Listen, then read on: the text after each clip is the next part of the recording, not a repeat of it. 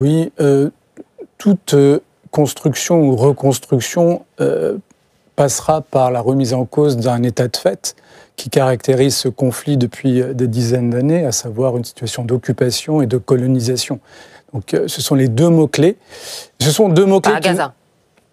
Sont deux mots-clés, y compris à Gaza, l'occupation militaire reconnue en droit international s'agissant de la situation, y compris à Gaza, la colonisation de la Cisjordanie. La Cisjordanie est occupée et colonisée, y compris depuis les accords de paix d'Oslo, par les gouvernements israéliens successifs, quelle que soit la coalition, même si aujourd'hui le gouvernement est tout à fait exceptionnel du point de vue de son identité politique, suprémaciste juif, d'extrême droite, qui finalement donne le là de cette politique. Mais ce qui est remarquable, encore une fois, dès lors qu'on essaie de se projeter, et c'est ce qui est intéressant, c'est qu'on n'arrive pas à identifier au sein du paysage politique israélien d'alternatives, y compris à cette figure qui aujourd'hui fait consensus pour ce qui est de sa critique, à savoir Benyamin Netanyahou. Mais malheureusement, l'alternative à Benyamin Netanyahou n'existe pas. Personne, y compris dans l'opposition, ne remet en cause la colonisation de la Cisjordanie. Or, encore une fois, c'est le point clé de toute reconstruction du dialogue politique qui pourrait, in fine, aboutir à une solution qui pourrait être synonyme d'un État palestinien. Or, vous voyez bien, lorsqu'on donne cette parole pour essayer de construire cet avenir, ces mots sont neutralisés, ils sont invisibilisés. C'est tout à fait significatif, c'est une marque de déni, tout simplement, qui dépasse le paysage politique et médiatique israélien, dès lors qu'on essaie de parler de la situation. Oui. Le mot occupation, vous... Non, bien sûr, il a parfaitement raison. Il y a la question, bien évidemment, de la Cisjordanie. Après, je pense que Gaza, la situation est différente. Je ne pense pas qu'on peut complètement oublier le fait que le Hamas a pris le pouvoir par un coup d'État à Gaza et que les Israéliens se sont protégés du Hamas, n'ont pas réoccupé Gaza.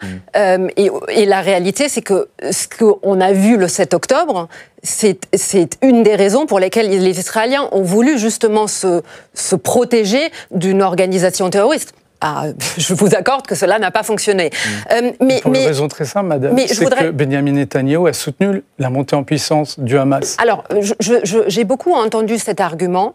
On l'a entendu, lui. J'ai beaucoup entendu cet argument. Je pense que la question du Hamas à Gaza et le fait que j'imagine que vous faites référence au fait que l'argent du Qatar a été donné avec l'accord d'Israël au Hamas. J'imagine que à ça vous faites référence. Oui, pas seulement. Le fait qu'il ait toujours sapé l'autorité palestinienne pour favoriser le Hamas, tout simplement. Bon, il n'a pas sapé l'autorité palestinienne en tant que telle, surtout parce que l'autorité palestinienne aussi, il y a un problème. Il y a un problème de corruption. Il y a un problème, par exemple, qu'aujourd'hui, l'autorité palestinienne elle-même continue à payer les familles des terroristes. Et c'est pour ça qu'il soutient le Hamas. Non, ça veut pas dire qu'il soutient le Hamas. Il n'a pas soutenu directement le Hamas. Il a juste permis à l'argent du Qatar à rentrer dans Gaza. Mais il n'a pas directement soutenu le Hamas. Avec quoi ? C'est ce qu'il dit dans des vidéos que tout le monde regarde. On va avancer dans le débat. On a entendu vos arguments à l'un et à l'autre sur ce thème. Mais ça rentre dans une question pour vous, Jérôme Klech, sur l'aide humanitaire, parce qu'elle passe au compte-gouttes. Bernami, contestation de Benyamin Netanyahou, monsieur sécurité, mais est-ce qu'il y a une alternative pour une autre politique ? Alors, vous l'avez un peu évoqué tout à l'heure, mais je veux bien vous entendre là-dessus. En fait, si on s'en tient vraiment à la vie politique israélienne, si j'ose dire, c'est une vie démocratiquement riche, où Benyamin Netanyahou est poursuivi pour corruption, donc ce qui atteste plutôt d'une vigueur judiciaire, d'une séparation des pouvoirs, avec vraiment un débat contradictoire, y compris sur des questions plus classiques, d'ordre économique et social, parce que c'est l'un des angles d'attaque contre Benyamin Netanyahou aussi. Donc c'est une démocratie au sens... c'est un régime qui apparaît comme démocratique de ce point de vue-là. Par contre, moi, du point de vue du conflit israélo-palestinien, le débat s'est affaibli. Il est de plus en plus pauvre en ce sens où les alternatives n'apparaissent plus véritablement. Vous avez cité M. Gantz comme figure alternative ou de l'opposition. Il a été questionné sur la question de la colonisation de la Cisjordanie il y a encore quelques semaines. Il a répondu très clairement, de manière très univoque, qu'il ne remettait pas en cause la politique de colonisation. Et il s'est référé non pas au droit international, mais à la Bible. C'est-à-dire qu'on retrouve ce qui peut nous choquer dans la bouche de l'extrême droite israélienne aujourd'hui, à savoir finalement une forme de rationalité qui ne nous parle pas à des démocrates, mais qui en réalité se diffuse largement au-delà de ce qu'on appelle l'extrême droite, dès lors qu'on parle d'une solution à ce conflit.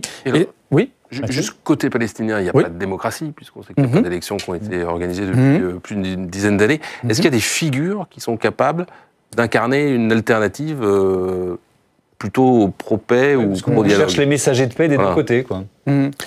Oui, là aussi, il y a le bas blesse également, mais de manière plus visible encore, d'une certaine manière, dans la mesure où l'autorité palestinienne est délégitimée du point de vue démocratique, puisqu'il y a Mahmoud Abbas son mandat a expiré depuis pas mal d'années déjà, et surtout il n'a plus d'assises populaires, il n'a plus de légitimité populaire, au-delà même de sa légitimité institutionnelle. Et à Gaza, même chose, le Hamas n'a pas permis l'organisation d'élections libres et pluralistes, et plus largement, les deux principales forces palestiniennes n'ont pas réussi à s'accorder pour organiser un scrutin digne de ce nom.